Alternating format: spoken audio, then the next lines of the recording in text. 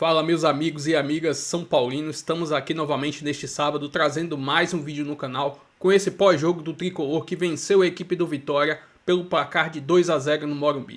Estou trazendo um corte desse pós-jogo aí da ESPN. Se inscreva no canal, deixa seu like, sua opinião aí nos comentários com essa grande vitória do São Paulo que já subiu o elevador do Campeonato Brasileiro. Se inscreva no canal e vamos lá. O Rodriguinho não sai do time, meio campo com Marcos Antônio, Bobadilha e Rodriguinho. E lá na frente, uma dupla, Lucas e Luciano. E até pelo posicionamento novo do Luciano, eu vejo que é mais fácil acomodar o Lucas na função de segundo atacante do que tirar a vaga do Rodriguinho, que está muito bem e deu muita dinâmica para o meio. E até pensando na volta do Oscar, vai ter de ralar também para ocupar novamente o posto de titular. Porque na rotação que esse time tem jogado, eu vejo hoje o Oscar como opção, não como titular. A gente falando do Rodriguinho, aí você vê como o Crespo vai valorizando alguns jogadores, né? O Luan, por exemplo, era a carta fora do baralho, também entrou nesse jogo, né? E bem. Agora, a torcida pediu o Luciano poupado, o Alisson poupado também. Então, dois jogadores que a gente imagina entrou muito bem no jogo. Estejam quarta-feira Muito contra bem. o Atlético Nacional, né? O Luciano entrou bem, pedido da torcida, entrou com aquela energia. Como que ele fala? O Crespo é anárquico, é anárquico. Mas quem a torcida queria ver mesmo é o Lucas, jogou o finalzinho do jogo, né, Pedrão? Boa notícia, a volta do Lucas, não só, e foi o Lucas e o Luan também. O Luan entrou um pouco ali antes, gostei da entrada do Luan. Eu acho que tem duas questões. A volta do Lucas por si só já é uma boa notícia. O Lucas entrando e participando como foi da partida de hoje é melhor ainda. E acho que até por isso que eu tenho dúvidas sobre a participação dele de início, até porque é um outro tipo de jogo, eu não sei exatamente, a gente tem pouca amostragem do Lucas agora. Exato. Vamos ter que ouvir o Crespo sobre o próprio, ainda que o Crespo meio brinque e pergunte pro médico, só que agora o Lucas era o departamento dele, é campo. Mas eu acho que é interessante. E o Lucas, até por um histórico, não é um cara que volta, demanda tempo, demanda adaptação. Não, o Lucas entra e faz. Pode ser uma opção. Agora, o Lucas voltando, jogando, minimamente você vendo ali, sabe, que ele não desaprendeu, eu acho que para mim é até pro São Paulino a grande notícia de hoje. Porque o time já vem bem, o time já vai jogando. Marcos Antônio não é novidade, Ferrares não é novidade, Bobadilha não é novidade. Talvez o Luan, mas entre o Luan e o Lucas, o cara sai do Morumbi feliz. Teve o gol, teve a vitória, tem o Lucas voltando e você podendo projetar o Lucas no jogo mais importante que eu acho que é agora o mata-mata do Libertadores. Assim, o Lucas, tecnicamente, para mim, ele é o melhor jogador do São Paulo, mas ele precisa, para que essa técnica prevaleça, ser um jogador de arranque, de explosão. Perfeito. Mas aquele lance para mim é emblemático. Entendeu? Ele depende muito do físico. Ano passado, é o cara que arrasta. Quando o São Paulo chegou no momento mais agudo do mata-mata, os jogos contra o Botafogo e contra o Atlético, o Lucas estava baixo fisicamente. Tanto é que, apesar do São Paulo ter levado a decisão contra o Botafogo para as penalidades, o Lucas não fez jogos à altura do futebol dele, como, por exemplo, fez quando voltou para o São Paulo fisicamente bem e foi muito bem nas semifinais da Copa do Brasil, quando o São Paulo foi campeão. E não fez contra o Atlético, perdeu pênalti num, perdeu gol no outro, não conseguiu render tecnicamente. Talvez, a gente só vai saber isso ao longo do tempo, se ele estiver fisicamente bem, o fato de ele estar voltando agora seja um trunfo favorável ao São Paulo. Porque ele pode estar muito inteiro para lidar com esses jogos de mata-mata de Libertadores, que é um campeonato onde o São Paulo não é o principal favorito, obviamente, mas se você olhar a capacidade de mobilização do São Paulo no mata-mata há muito tempo, vale lembrar, por exemplo, com o Zubeldia, o São Paulo não perdeu nenhum jogo de Libertadores com o técnico anterior, nesses jogos grandes.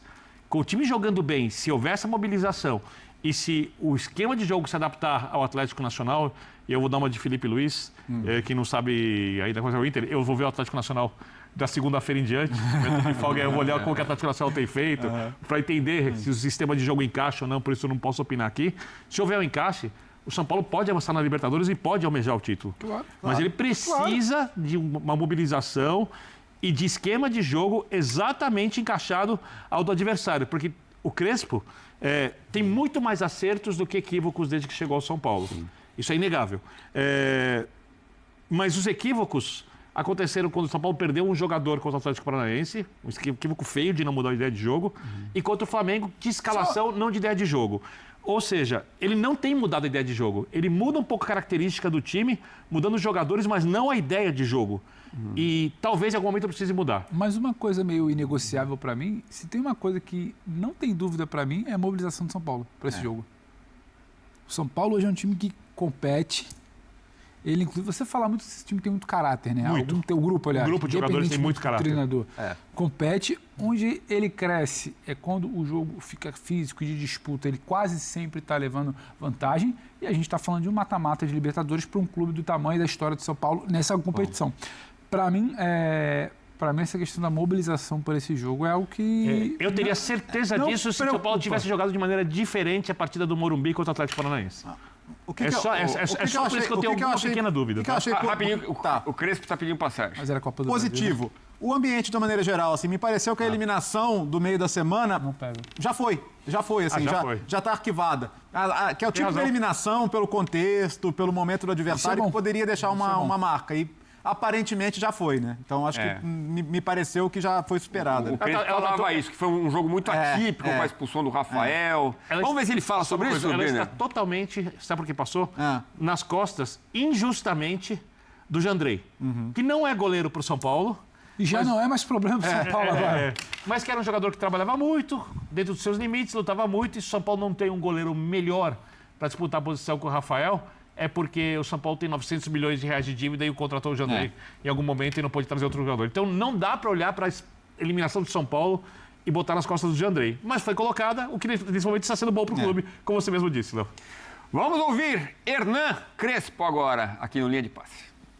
A gente tem que pensar no presente. O presente era a partida, um jogo difícil, porque a gente chegava depois de uma eliminação. Então, voltar a jogar do jeito que a gente jogou, mas acho que era somente emocional. Era solamente emocional, a curiosidade era emocional, não do jogo, porque a gente em Copa do Brasil tentou de jogar sempre com todas as dificuldades que já falamos. Então, depois de uma eliminação onde talvez a gente merecia mais, não aconteceu. Então era muito mais emocional que crise do jogo. Não, o jogo estava aí, a luta estava aí, a ideia de respeitar a identidade estava. Somente esperar a curiosidade de se acontecia ou não, e aconteceu. Hernan, boa noite. Você costuma usar o esquema com 3 zagueiros. O cobertor já era curto, porque você tinha 4 à disposição. E a lesão do Arboleda acaba deixando com 3 que acabam sendo titulares, né? E que vem muito bem, né? Hoje o Ferrarese fez um grande jogo, o Sabino também se recuperando de um pênalti perdido. A diretoria é quem contrata. Você, como treinador, enquanto isso, precisa encontrar soluções. Sim. Você imagina quais soluções podem ser criadas só com os 3, levando em conta que zagueiro toma cartão, tem o desgaste? O que você tem pensado com relação a isso? Neste momento, nada. Neste momento. Amanhã, sim. Temos que esperar. A gente tenta trabalhar com aquilo que tem, tenta fazer o melhor, talvez. Não é a escolha correta, está dando certo, os zagueiros estão jogando bem, mas temos que esperar. Aqui é dinâmico, dia a dia. Então, não posso pensar em alguma coisa diferente. Vemos. Não sei. Hernan, boa noite. Queria te ouvir sobre a volta do Lucas, né? Sobre 2 aspectos, principalmente. A gente fala que ele não joga há 3 meses. Na verdade, são 6, né? Porque ele teve a primeira lesão em março, atuou um pouquinho ali no começo de maio. Então, primeiro, com base nisso, quanto você e a torcida vão ter que ter paciência com ele? E onde ele se encaixa melhor nesse seu time? Hoje ele entrou no lugar do André Silva, mas eu pelo menos imagino que é pelo contexto do jogo. Ou você tem múltiplas possibilidades ali para usar o Lucas? Você pode agregar, até você tem que ter paciência. A primeira coisa, ele tem que recuperar. Depois, quando ele recuperou completamente, esperamos de todo que ama o futebol quer ver Lucas dentro do campo. Isso é fácil. Mas precisamos a saúde dele, que ele esteja bem, que esteja confortável todos os treinos, que esteja confortável durante o campo. Ele voltou, foi muito emocionante para todos. Então, temos tempo para ver onde. A coisa mais importante é que ele voltou. Renan, boa noite. Gabriel Sara aqui, bancada tricolor. Então, Hoje o Patrick... sem pistas se sairá jogando contra o Atlético Nacional de Medellín. Deu a entender que não, mas não dá pra saber. É, a ver. Pode ser uma milonga. Agora, teve um pênalti que o VAR chamou. Léo, seria um absurdo se marcasse. Vamos dar nome ao VAR, senão fica parecendo que é um robô que inventa essas coisas, né? O senhor Daniel Nobre Bins. Era o Ferrarese na jogada, não? Então, deitado. Ele deitado ali, a bola vai na direção dele, ele tenta até no susto ali e joga o braço na direção do rosto. Eu não tenho nem certeza se a bola bate no braço dele, mas claramente é um gesto ali instintivo. Ó, ele tá caído, a bola vem e ele protege o rosto. E assim, a sorte é que corretamente é marcada uma falta nele antes. Mas o VAR chamou pra isso. Mas assim, que loucura. Assim, se não tivesse a falta dele antes, era capaz de dar um pênalti. Mas, cara, é uma chamada tão sem sentido que eu fiquei assim, cara, deixa eu esfregar os olhos aqui pra ver se eu tô vendo errado. A maior bizarrice é sempre a próxima, né? Mas, olha, essa... Eu quero lembrar que o São Paulo teve contra si, na vitória contra o Inter, um dos pênaltis mais ridículos que eu vi marcados na minha vida, que a expulsão contra o Atlético Paranaense do Rafael, ela é dúbia, eu não estou dizendo que ela é errada, que é discutível, e que no terceiro jogo, depois, quase é marcado um pênalti no lance que o VAR não tem nem o porquê de ter uma polêmica, ter chamado o árbitro que achou uma falta no Ferrarese antes para não ter que pensar muito no que viu aí. Porque era capaz de marcar. Para não brigar com o VAR também. Porque é capaz de marcar. Então, acho que a direção do São Paulo tem um trabalho a fazer, porque tá muito fácil apitar contra o São Paulo. O pessoal na redação lembrou de um lance do Renato Augusto, jogando pelo Corinthians contra o São Paulo, que ele põe a mão assim e afasta a bola. A bola vinha no rosto dele e ele afasta a bola. A bola vinha de cima. Mas a ideia é mais ou menos a mesma. Não foi marcado pênalti naquela ocasião. Acho que não era mesmo. Tem. Ali é muito diferente. Muito diferente? Ali é um erro, assim, absurdo. Hoje, ali é o erro do não marcar. Hoje é o erro do querer apitar demais. Querer... Ali deveria ter marcado a sua opinião. Esse é o VAR que a gente vive. Parece que o cara tá ali querendo, sabe, e é orientação. Você precisa reapitar tudo.